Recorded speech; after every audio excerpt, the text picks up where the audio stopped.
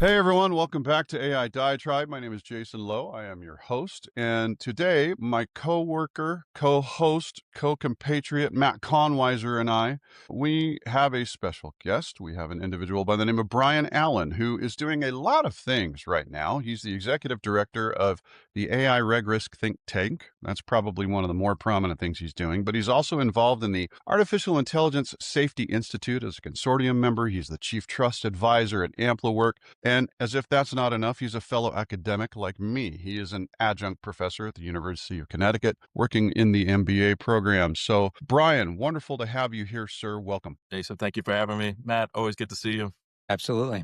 Always find our conversations energizing. Something tells me this one's going to be a little energizing because it's fun and interesting stuff. So that's actually what we're going to dive into is AI governance, because it's not something that's applicable for the future. It's applicable right now. So let me throw out a couple of fun things to start the conversation, if I may. 78% of organizations are now using AI tools, but only 25% of them have fully operational governance that's covering risk, compliance, and oversight. So Europe's AI Act enforcement, that's underway. U.S. agencies are trying to create governance and frameworks right now. This week, NIST, or the National Institute of Standards and Technology, they launched the AI Agent Standards Initiative. That was meant to promote secure, interoperable, autonomous AI agents across industries. Now, I'm going to ask a fun opening salvo question, and Brian, we're going to put it right on you and let you dive into the deep end. If AI can act on its own and interact with your data and systems, but there are no agreed upon standards, who's on the hook when it fails? Start there. Management, right? I mean, I want to step back for a second. And, this technology is also asking a question of can we and should we, right? And I think that's a good place to start with this technology. And so who owns that decision, right? And this is where, I think this is where we start. And, it always goes back to management. And I think you've got to start at the highest of levels with board, CEO, corporate officers. A lot of governance, we talk often about the relationship of governance automatically defaults to risk management. But I think it's more than that, right? It's strategy. It's can we, should we, how fast do we? And those are really big questions with AI right now. And so the one thing I think that we've got to be very careful of, I don't think we did cybersecurity very well. I feel like, security defaulted to the CISO, to the security folks, to the CIO. There's a lot of reasons for that. Is that it was, security was seen as this tactical function. Hey, we built this, now protect it. When, really the question is protect it to what level, right? There's no zero risk environment. And so, the executives, I don't think played the proper role in the security conversation, which is, if there's no zero risk environment, we're going to take risks. And so the question is, how much risk? And then protect it to that level, and then budget to it, and then apply resources and people. There's been so much accountability on the CISOs and the security side of, hey, there's a breach and a CISO gets fired when it doesn't belong on their shoulders. They're not accountable, right? Have good hygiene, do the right thing. But if your budget isn't endless to chase this zero risk environment, then the fault really lies with, the business leaders that are tasked with finding balance, which is strategy. And if we can't, and I feel like in some ways AI it's not heading down that path, right? Because this isn't just a security thing. In fact, to me, it's kind of one of the smaller pieces that we're dealing with right now in the big scheme of AI and can we and should we. But I sense a little bit of, without governance, right? We're all kind of like, oh, it's technology. It's technology. It's not technology. It's strategy. It's technology and it's strategy. And this kind of I feel like we're slipping into this default again of, okay, technologists, tell us what we can do, right? Tell us what's capable. Is it safe? And they're not bad questions, but it's not going to hold the day in this technology and the speed and the strategy and the need for taking risks. Well, and I think, Brian, to that point, that goes to a lot of how you and I came to meet, right? I mean, so for the little backstory of Brian and I met each other about a year ago now, I think. The Private Directors Association, the New York chapter of it, is a group that is entirely staffed by folks that sit on boards. or people that are aspiring to be board members. And so the topics discover a lot of different things. But one of the things it does cover is a lot about AI and AI risk. And so there was a think tank meeting to talk about how can board members properly vet new board members with AI helping everybody pretend they're something they're not. But one of the things that came out was the issues of what is the responsibility that board members now have in the realm of AI, because AI drills itself so deeply into so many different aspects of the business. So, Brian, when you talked about, for example, the CISO, we talked about how CISOs are largely becoming CSOs, right? Like the I is going away because they're now looking at security at a whole organization level across beyond IT, but every facet of the business. We're also seeing now, because of that, less and less responsibility falling on an individual tactical decision maker and more on the executives that are responsible for the whole program. And that's why I thought your initial answer to Jason's question, Brian, was just simply the management was incredibly on point, but also a way to look at just how big the problem actually is, because who is management? I mean, responsibility is at the board level now for this stuff. And if boards aren't aware and informed and they're not educating their CEOs and CXO staff that they're responsible for looking after and guiding, and something blows up at a lower level, the responsibility isn't going to be that one DevOps guy that made the wrong decision. It's going to be at the CEO and at the board level. And I think they're realizing that. And that's one of the reasons why the AI RegRisk Think Tank exists. And I think it's one of the reasons why we're having this conversation is people need to understand that the liability is through the whole organization now, and there's no avoiding it, right? Yeah. There's a thought that, we did this PDA conversation, and last week we held a workshop with chief audit executives. And, some of my takeaway is, we have this technology evolution, but I feel like we've got a management evolution also, right? With this kind of speed of technology, how do you adapt to it? How do you find these use cases? These new risks are popping up, on a regular basis, and competition is moving. There's major disruption. Tools are popping up on an hourly basis, it feels like. And to adapt, I think requires something different. I think the conversation of governance is incredibly confusing right now. There's so much content coming out on AI governance. It's some amazing content. But if you don't put it in context of what it applies to, whom it applies to, and the role that they play in that context of governance you're talking about, it's noise right now. And we at the RegRisk Think Tank have been very focused on oversight governance. And so what does that mean? It's not data governance. It's not agentic AI governance. It's, it's not this overall tactical governance. It is oversight governance. And I think that's the right place to start. And so what I mean by oversight governance, what's the role? There's some regulatory issues and some court cases that have defined this depending on where you sit in organizations. But really, the essence of it is governance is not a committee. The question is, what are you governing? And you're not governing the technology. What you're governing is a methodology, a system to put the enterprise, the organization, in a position to make informed decisions of its balance of risk and reward, right? That's the board's role.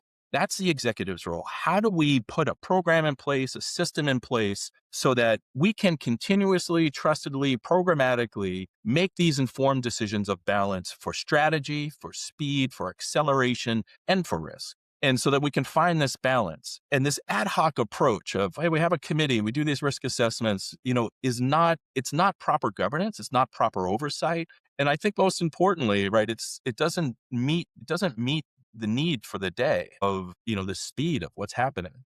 I think you're hitting these nails right on the head. And one of the things that we talked about pre-show, pre-filming, or can we call it filming? Pre-recording, is that it would be a good idea for us to make sure that we define what governance truly is. And I think that you've done a really, really good job of it right there, Brian. So thank you. I mean, I think it's really important to make sure that governance is also having an inventory of the AI systems that are being used, because if you don't have a full idea of what's happening, then you're going to be in trouble. Shadow AI is becoming as much of a problem right now as shadow IT is. Risk classification, where is the risk? What's going to happen? Where it can happen? Accountability chains, as you see. The CEO, the board of directors, they're at the top of that accountability chain. And monitoring and auditability. If you can't audit this stuff, if you can't monitor it sufficiently, then how can you govern it? I mean, it's not paperwork. It's not paperwork. Governance isn't paperwork. It's control. It's visibility. It's accountability probably would be a good way to put it. Just really apply it across the board continuously for a long period of time. But I do want to ask an interesting question, because the viewership of this podcast is everyone from the common man who may not necessarily be in corporate America, but is really interested in AI, all the way to corporate executives of Fortune 500 companies. But then there's a lot of ground in between. And we're dealing with a lot of mom and pop shops. We're dealing with a lot of, small market, mid-market companies. So why do you think governance should matter as much for like a mom and pop shop as it does for a Fortune 500 board? You know, governance doesn't have to be complicated, right? It doesn't have to be this bureaucratic. We've got these meetings, everyone sits around a table, but everybody needs strategy, right? And strategy has value. And I know I say this sometimes, and it sounds incredibly obvious, but if strategy has value, do you spend the commensurate amount of time on that value, on that practice? And that's where I think like governance sits in a lot of ways. And so, for a mom and pop, and obviously, right, we all get caught up. I'm in the middle of entrepreneurship right now, and the administrative issues are ridiculous. I hate it. It eats up days at a clip. I can't get my email going right now. I got to dekim. I'm done. But I got to spend time on like not getting caught up in the administrative issues. And so for mom and pop not to pay attention to the amount of tools that are coming out, how they apply, the use cases, where their competition is going, looking over their shoulder.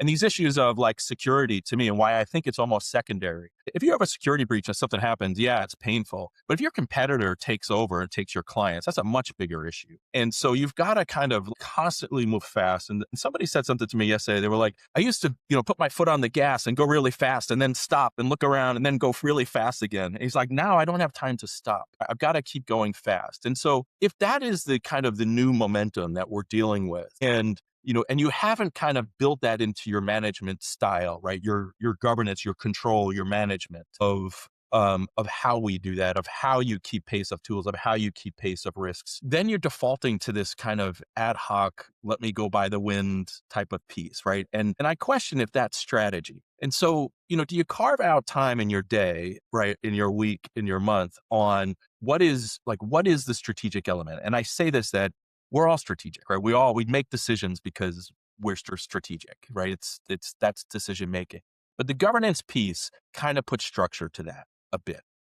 It does not have to be complicated, but are you finding that balance of risk and reward? How are you spending the right amount of time to understand, what the risks are, where the technology is going? Something happened this week that I just it kind of locked me up a little bit on a lower court in New York found that somebody had used AI to help build content of what was going on to send it to their attorney. And the court said you lost your attorney-client privilege, right? Big issue, not issue, I don't know.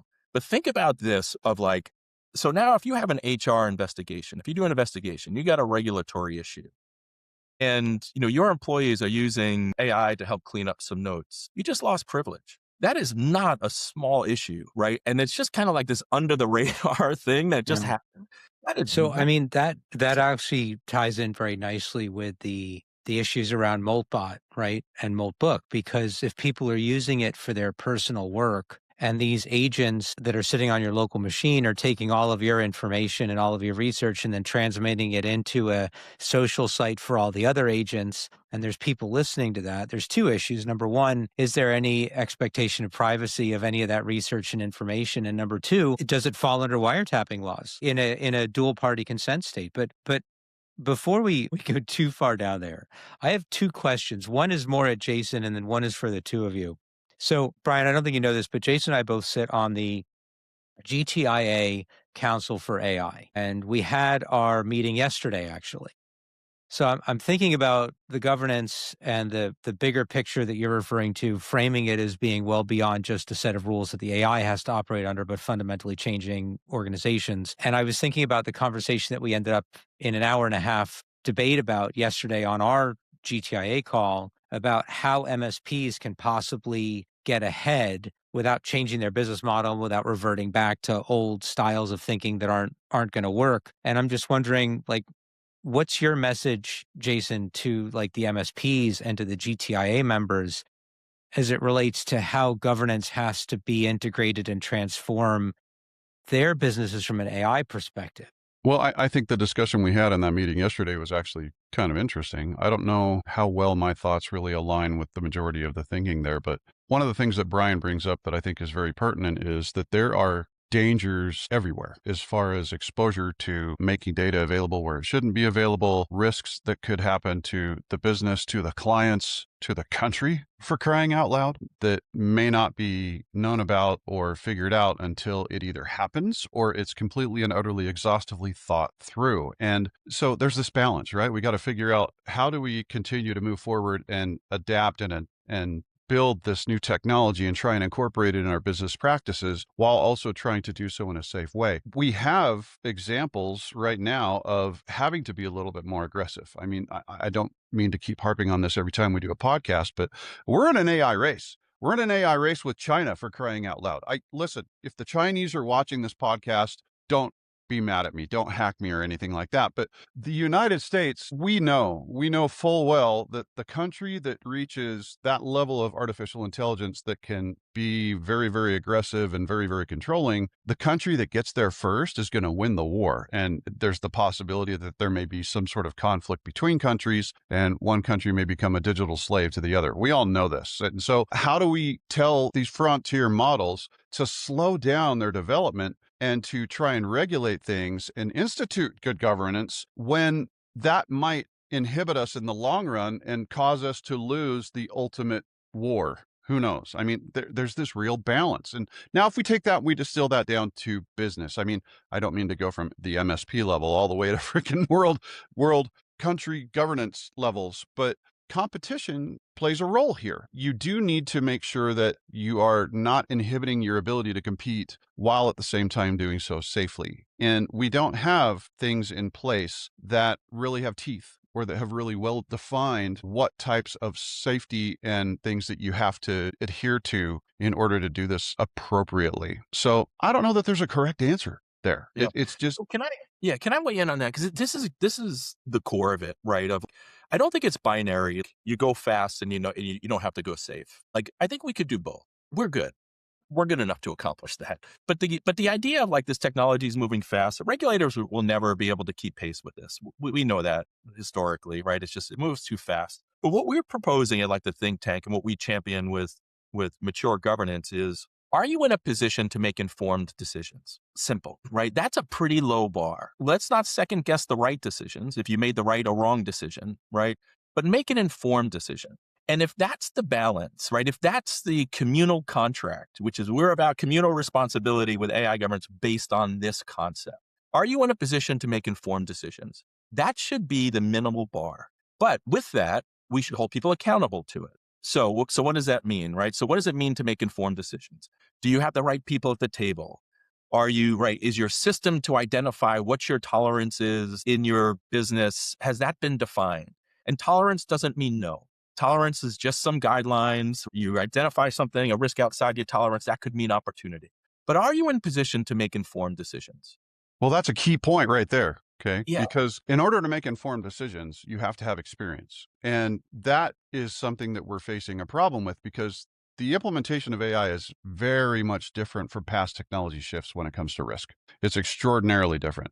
There are misunderstandings at the director and executive level that arise from previous experience that just simply is not applicable to when you're doing this with AI. I mean, if we were to talk to corporate leaders and they want to know what real risk looks like, what do we say? How do we advise them in this case? Because like I said, we may not be running into those things yet that are going to end up being our biggest problems and our biggest obstacles moving forward.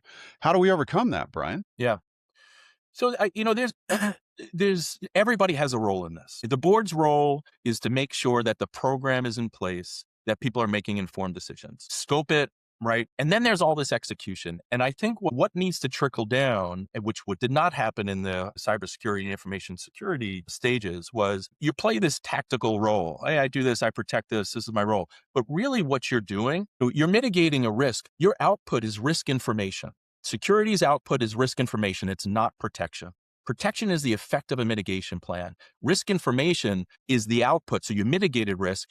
that goes back to the executives to make informed balance, to keep that whole thing adjusting and finding this whole practice, right? And so I think the boards need to set up the control environment, the system to, that scopes and says, how do we make informed decisions? That should be its own program defined by policy. But then everybody else underneath it has to play the role for governance to say, look, what I'm doing is to help feed that strategic beast of what's the balance of risk and reward and what is changing in this environment.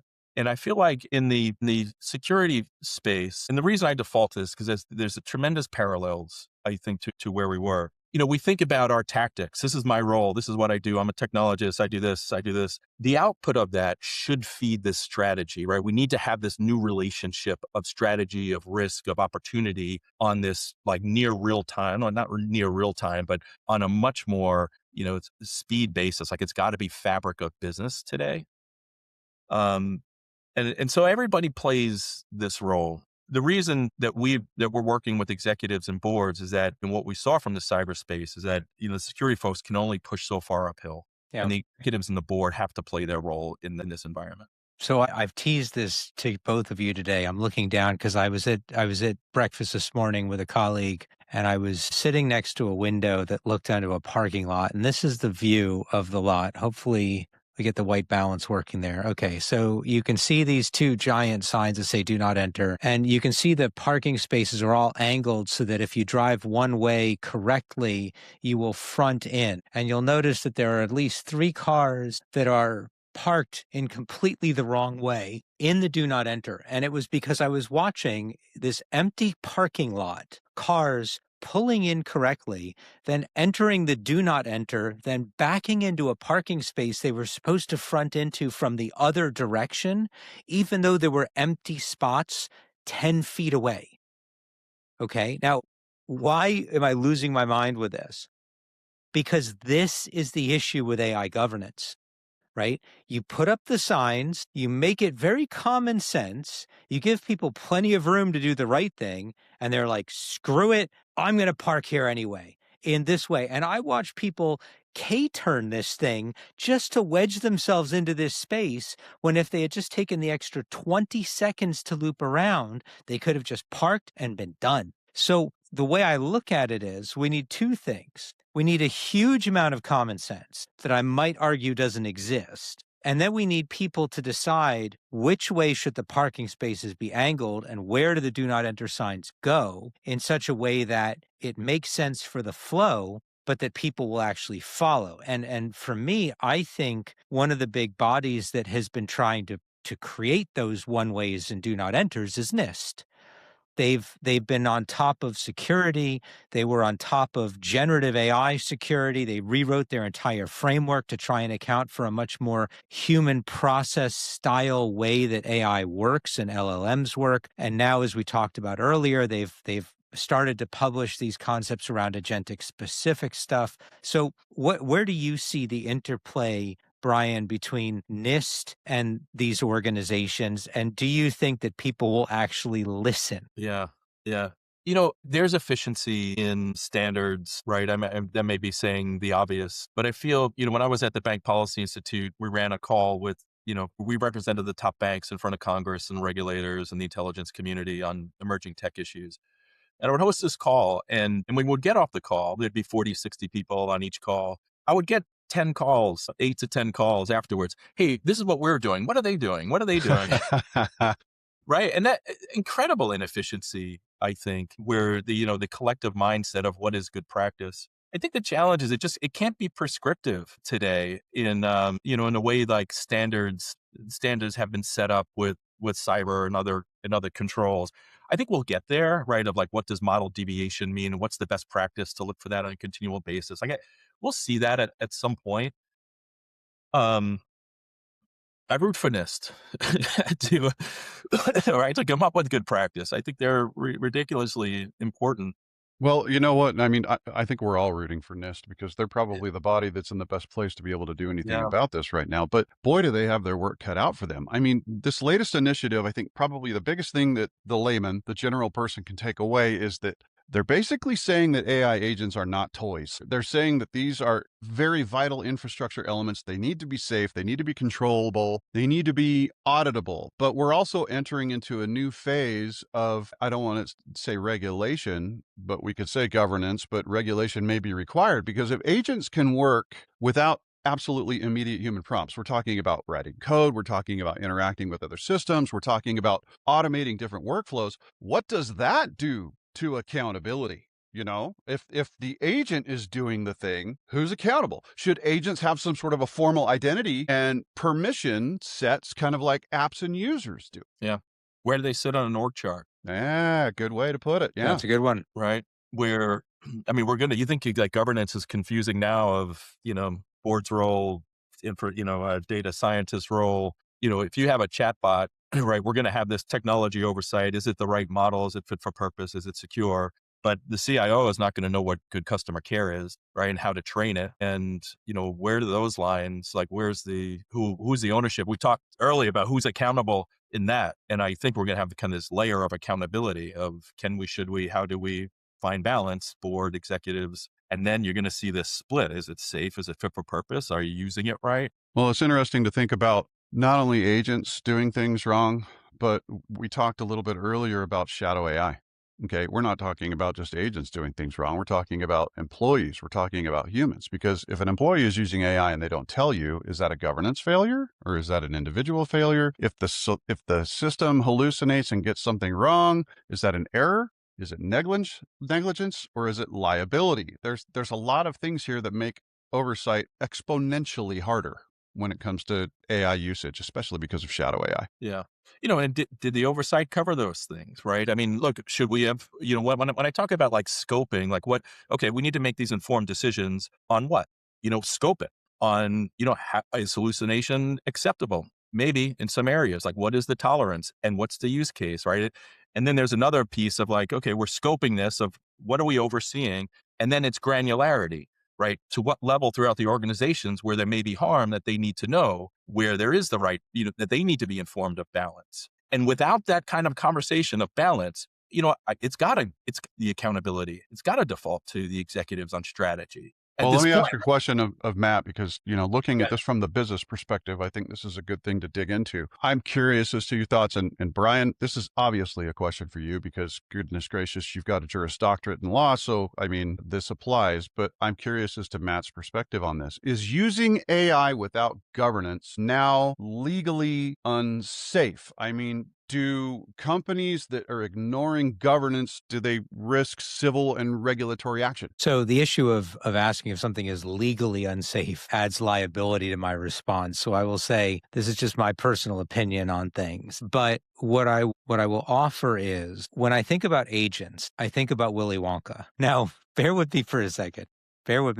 Now I'm all hungry. Where's my chocolate? I love my movie references and my bizarre analogies. So here we go. I think when agents were first created and they were behaving badly, they were very much like Veruca Salt, right? Don't care how, I want it now. And ultimately the fault was the parents, the people who built it. They were the ones that were ultimately responsible because they were being raised that way and trained that way. And they were behaving like brats because they didn't know any better. And frankly, the community didn't know any better. Then you became Violet Beauregard, where you didn't really care what people told you not to do. You just did it anyway because that was what you wanted and that was what your goal was in life. So by any means necessary, you just started building. And you didn't necessarily blame the parents anymore, but you still had a problem. Then you became Augustus Gloop, right? Where it was just about, this is all I want, and I just want to consume and consume and consume and consume. And I don't really care where the sensitive areas are. This is what I need in life, so I'm just going to keep consuming it. Then they created guardrails,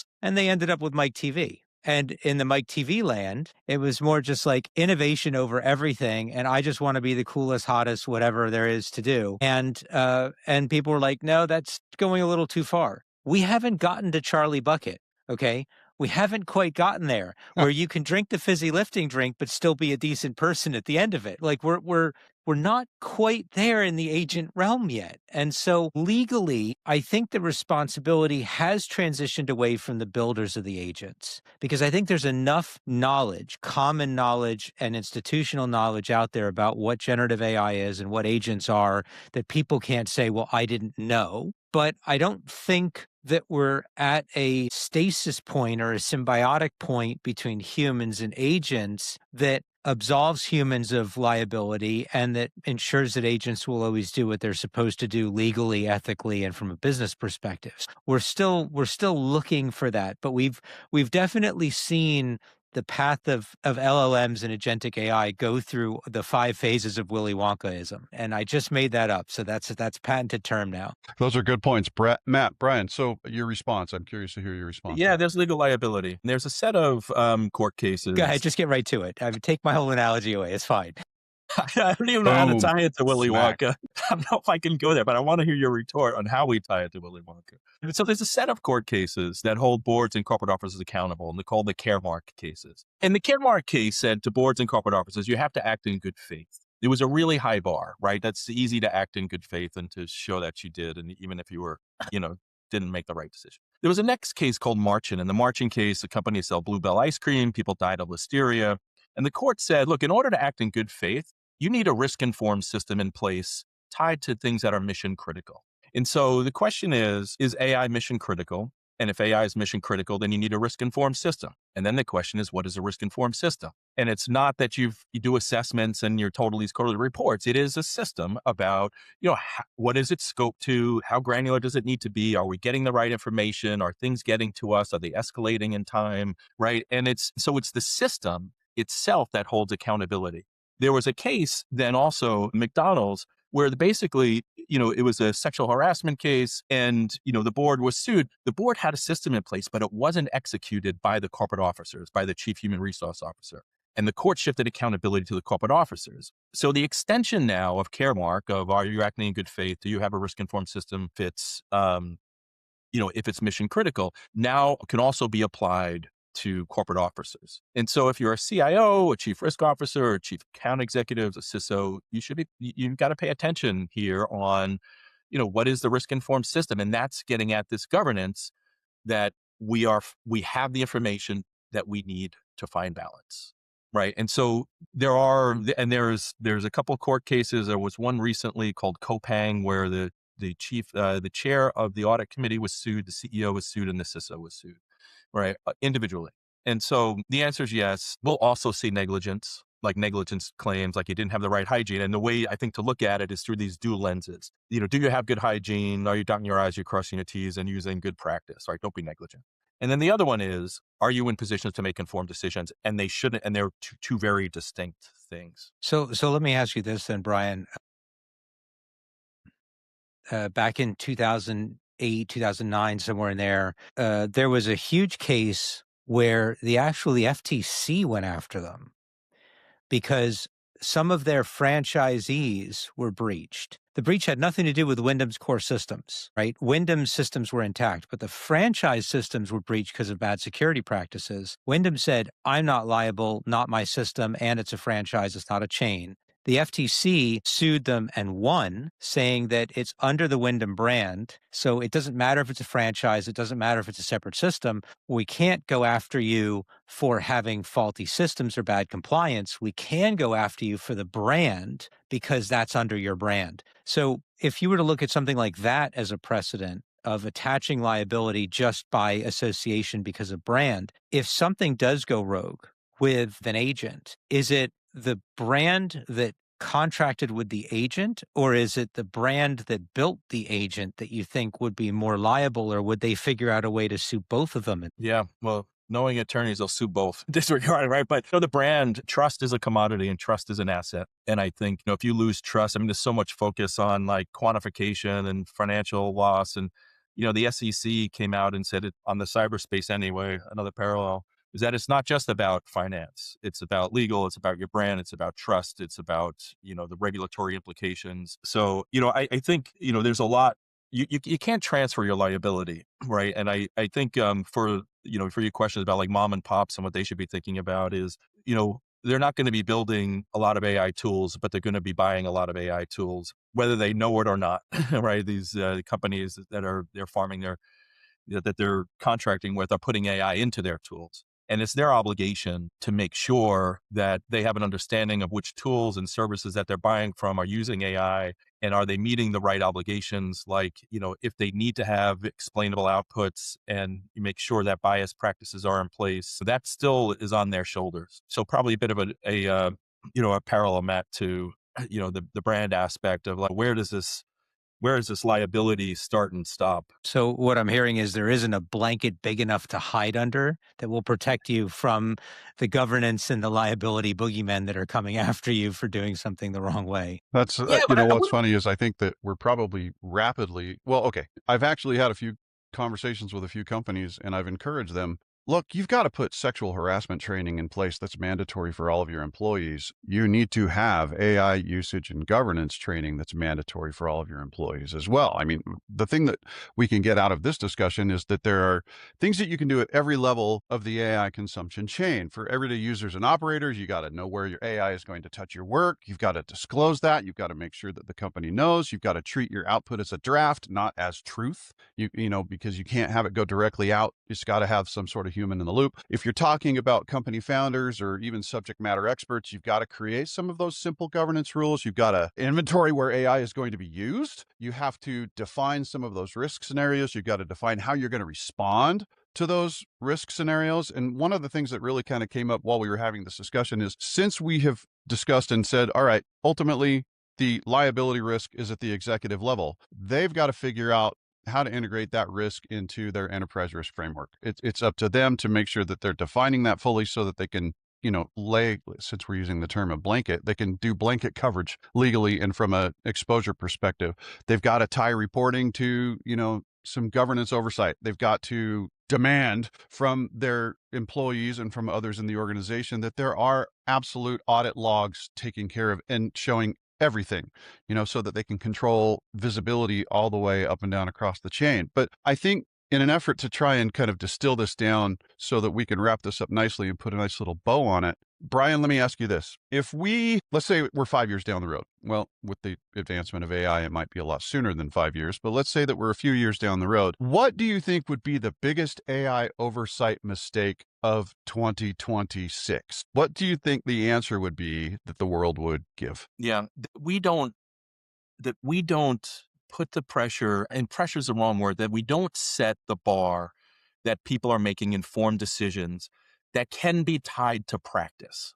So we throw out terms like, hey, ethical AI, responsible AI. We've got to tie that to practice. And so by establishing practice, so what does it mean to be in a position to make informed decisions? We've got to put practice tied to that, because everything we just talked about, all these lawsuits and the regulation and all these things that happen, that should not be scary. If you're making informed decisions and say, look, I thought about all that. We don't have time. We don't have the resources. We got to push forward. You made an informed decision, and that is defendable in a lot of lawsuits. Take risks. Nobody's saying that you shouldn't and you couldn't, and that you have to not take risks. But you have to be in a position to be able to say, look, we considered that in a thoughtful way. Here's our practice, right? That gets to defendable governance. But throwing out these terms of like responsible AI and ethical AI do not get us there. And there's no teeth to it. There's no accountability to it. And the accountability is not about do all the right things and make all these right decisions. The bar is low. Put yourself in position to make informed decisions. Yeah, go ahead. No, I was going to say, I completely agree with that. And I think the other important thing there is make sure that nobody feels like they're free from liability on this, right? Like the decisions and the responsibility goes up and down the whole chain, because AI systems are business impacting and business affecting, and it's not an IT decision anymore. It's a board decision. It's an executive decision, and there is very serious consequences to making the wrong one. And I think I fully agree with your insight about 2026, Brian, and I'll just put that as my kind of final 2 cents in as well, is people cannot hide from this, and they cannot feign ignorance from it. It's too big, and it's too invading into everything that's going on. Yeah. Can I share? So, last time I was having a beer with my wife, and 2 people yesterday said, Brian, you look tired, and just in calls. I'm tired, right? There's so much information. It's so hard to keep up with. And I feel like, I feel like if you're familiar with the Dunning-Kruger effect, which is right, Dunning-Kruger, if you're on the left side of the Dunning-Kruger, right, people that are, who aren't experts are very confident. And I feel like we have there's so much false confidence of like, yeah, I know what AI is. I got it, right? We're doing our right thing.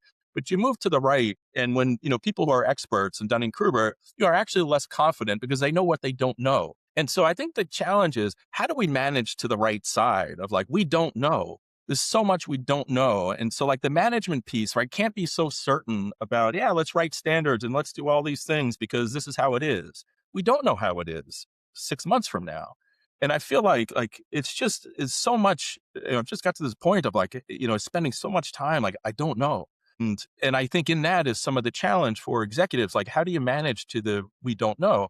And that can't be pushing downhill to the CIO and the technologists and, hey, tell us how it is. That's not where we are. And this is not where we're going. And I just, thought about, we were telling my wife like this yesterday. I'm like, I feel like the more I learn, the less I know in this space. And like in that, I think that's the challenge for management. Well, you're absolutely right. I think maybe a final point, if I could make a final point and be so audacious as to drop a final nugget, is that AI doesn't remove responsibility. If anything, it increases responsibility and it redistributes it.